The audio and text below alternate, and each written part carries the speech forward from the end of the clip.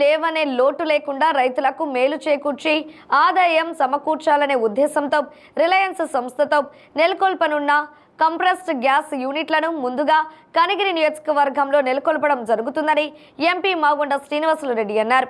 నగరంలోని మాగుంట కార్యాలయంలో కనిగిరి శాసనసభ్యులు ఉగ్ర నరసింహారెడ్డితో కలిసి ఎంపీ మాగుంట మీడియా సమావేశం నిర్వహించారు.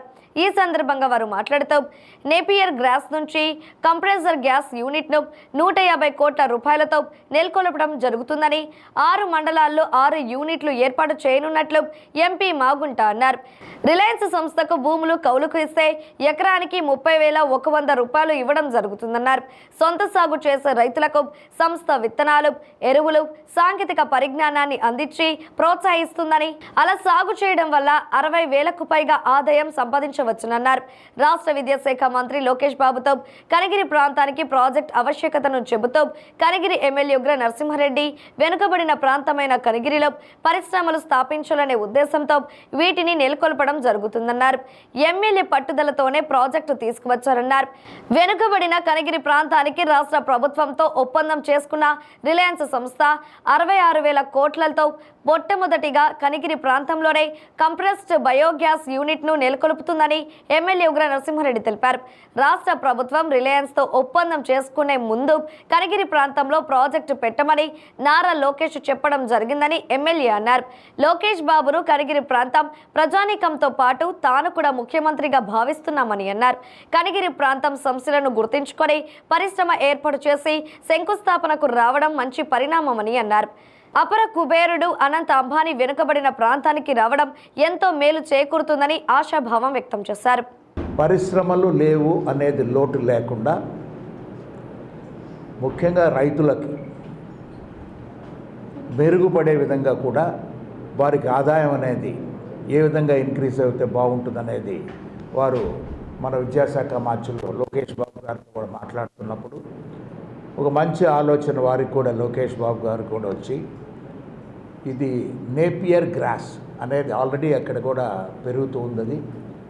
ఆయనకి రిలయన్స్ వారితో ఉన్న సంబంధాలతో ఆ రిలయన్స్ ఇండస్ట్రీస్ వారు ఈ నేపియర్ గ్రాస్ నుంచి వాళ్ళు కంప్రెస్డ్ బయోగ్యాస్ యూనిట్స్ అనేది కూడా స్టార్ట్ చేసి అల్టిమేట్లీ తర్వాత ఇది పవర్ యూస్కి దానికి కూడా వెళ్ళేటట్టుగా కూడా అంటే దాదాపు 6 మండలాల్లో కనిగిరి నియోజకవర్గంలో ఉన్న వాటిల్లో ఒక్కొక్క మండలంలో 150 కోట్ల రూపాయలతో కూడా ఒక్కొక్క ప్రాజెక్టు కూడా పెట్టి రావటము.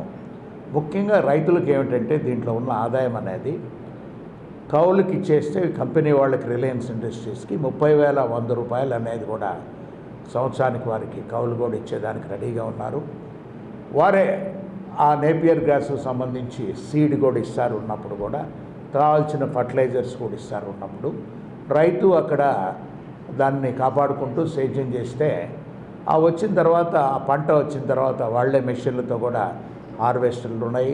దానికి తర్వాత కోతకు కూడా చేసుకునే దాని కొరకు వాళ్ళ మెషిన్లు అన్నీ కూడా తీసుకొచ్చి వారి యూనిట్కి ఇవన్నీ కూడా తరలించుకొని ముఖ్యంగా పరిశ్రమ అనేది ఒకటి ఏర్పడటం అనేది కూడా కాకుండా అక్కడ ఆ ప్రాంతాల్లో ఉంటే మామూలుగా 2,000 నుంచి 5,000 రూపాయల వరకు కూడా ఎవరు కూడా కౌలు తీసుకునే పరిస్థితులు లేవు. అక్కడంతా మెట్ట ప్రాంతం ఇదంతా అంటే నీటి ఇరిగేషన్గా ప్రాజెక్ట్స్ అనేది కూడా పెద్ద లేవు. కాబట్టి ఒక మంచి ప్రాజెక్ట్ ఇది 30,100 రూపాయలు అనేది 30,000 రూపాయలు అనేది కౌలు ఇవ్వటము.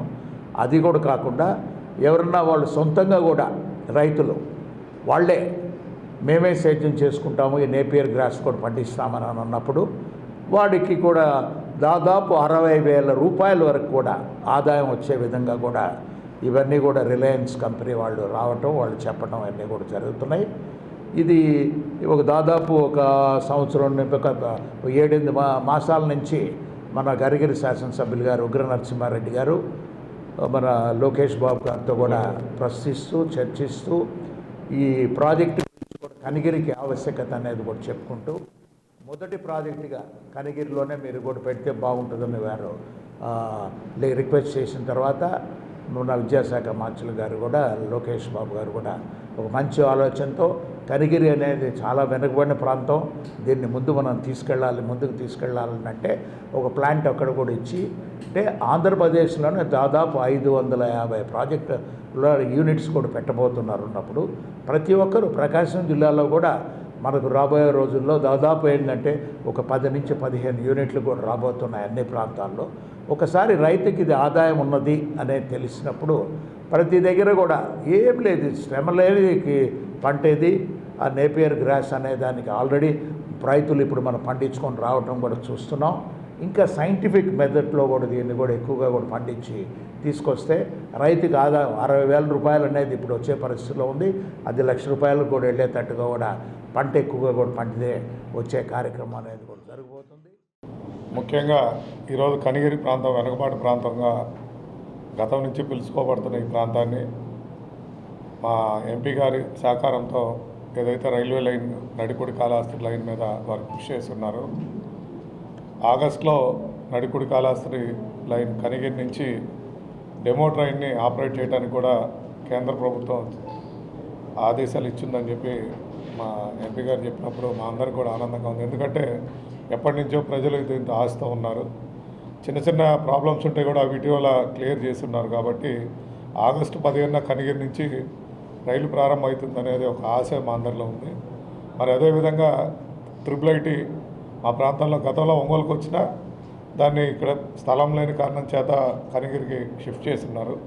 ఆ ప్రాంతంలో ఆ సంస్థ పెడితే ఎన్నో మందికి ఉపాధి, మరి ఆ ప్రాంత అభివృద్ధి కూడా ఉపయోగపడుతుందని ఒక ఆశతో దాన్ని కూడా లోకేష్ బాబు గారిని మరి మా ముఖ్యమంత్రి గారు నారా చంద్రబాబు నాయుడు గారి దృష్టి కూడా తీసుకువెళ్ళినప్పుడు కనిగిరి ప్రాంతానికి దాన్ని కేటాయిస్తామని కూడా స్టడీ చేసి ఇస్తామని చెప్పి కూడా చెప్పడం జరిగింది. మరి ముఖ్యంగా ఇప్పుడైతే ఈ రిలయన్స్ కంపెనీ వారు ఆంధ్రప్రదేశ్లో 66,000 కోట్లతో 550 యూనిట్లు కంప్రెస్డ్ బయోగ్యాస్ యూనిట్స్ని ఇవ్వడం జరుగుతూ ఉంది.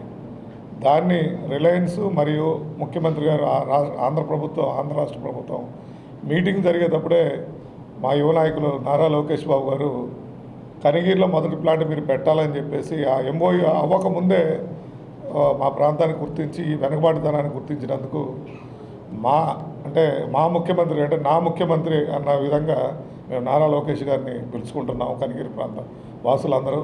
ఎందుకంటే ఆ ప్రాంతంలో ఏ సమస్య ఉందో ఐడెంటిఫై చేసి ఫస్ట్ ప్లాంట్ని అక్కడ పెట్టడం, మా ప్రాంతానికి వచ్చి ఇనాగ్రేషన్కి వారు రావడం అనేది 2వ తారీఖు అక్కడ వస్తున్నారు.